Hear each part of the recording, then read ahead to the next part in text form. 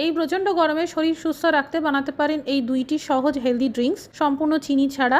প্রথম ড্রিঙ্কসটা বানানোর জন্য 5 টাকা দামের হরলিক্সের একটা প্যাকেট আর 10 টাকা দামের একটা ক্যাডবেরি নিয়ে নিন। এই ক্যাডবেরির বদলে যে কোনো চকলেট ফ্লেভারের বিস্কুট দিয়েও করতে পারেন। ব্লেন্ডারে সব একসাথে ঢেলে দিন, 2 চামচ গুঁড়ো দুধ দিন আর ভালো করে গুঁড়ো করে নিন।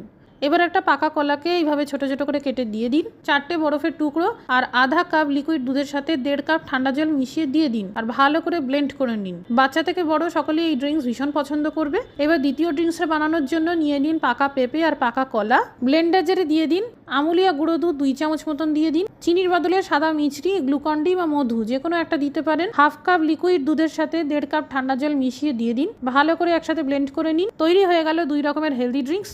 এই গরমে যারা বাড়ির বাইরে বেরোচ্ছেন সঙ্গে ছাতা রাখুন, সম্ভব হলে লবণ আর চিনি মেশানো ORS সঙ্গে রাখুন আর অল্প অল্প করে খেতে থাকুন। অবশ্যই প্রচুর মাত্রায় জল খান, সাবধানে থাকুন, ভালো থাকুন।